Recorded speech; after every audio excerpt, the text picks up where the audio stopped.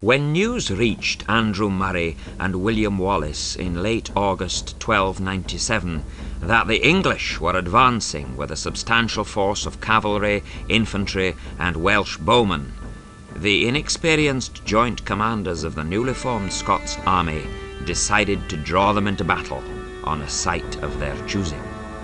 Stirling was the obvious choice because of its strategic location and the natural advantages of its terrain.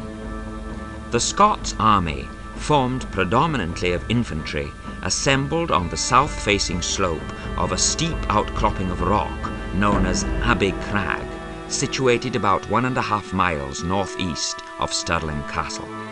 Below them lay the valley through which the River Forth meandered, a single wooden bridge, the only obvious way across the tidal river. Most advantageous to the Scots was the narrowness of this bridge. Only 2 mounted men could cross side by side at a time. Once over the bridge, cavalry would be confined to a long, narrow causeway bordered by ground unsuitable for cavalry manoeuvres. The English force, commanded by John Warren, Earl of Surrey, and Hugh Cressingham, the much-loathed treasurer appointed by Edward I, halted on the south side of the Forth, where they bivouacked on the nights of September the 9th and 10th.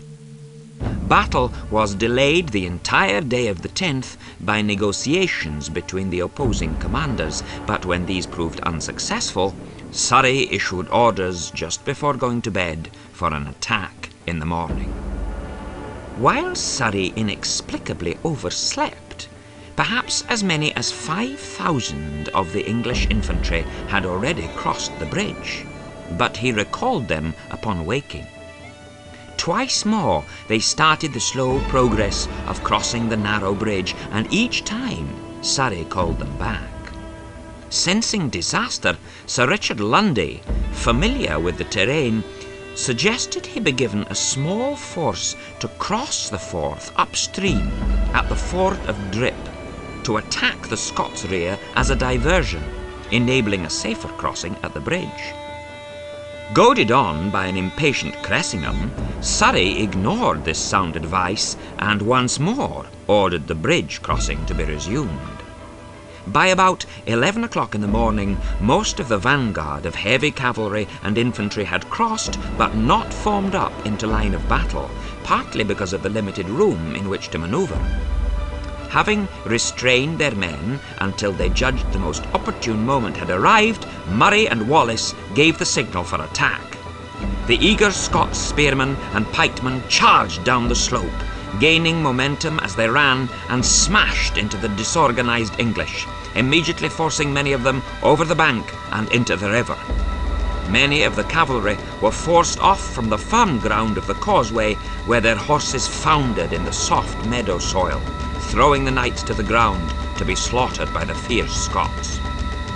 One Scots unit seized and blocked the northern end of the bridge, cutting off those already across from rescue by the larger English force still on the southern bank, who looked on in horror as the Scots decimated their comrades. Cressingham and nearly 100 other knights were killed, along with huge numbers of infantry. The bridge was destroyed, leaving no route of escape except to swim the treacherous river, where many English drowned in the attempt. As the Scots' victory became apparent, 2 Scots nobles who had held their forces back from joining either side suddenly swept down on the English baggage train, killing many who otherwise would have survived the battle. Cressingham was singled out for a unique form of humiliation. The Scots flayed the skin off his corpse and cut it into strips to be taken away as tokens of victory over a despised foe. One strip was made into a sword belt for William Wallace. Tragically, Andrew Murray was so critically wounded that he never recovered, finally dying in November.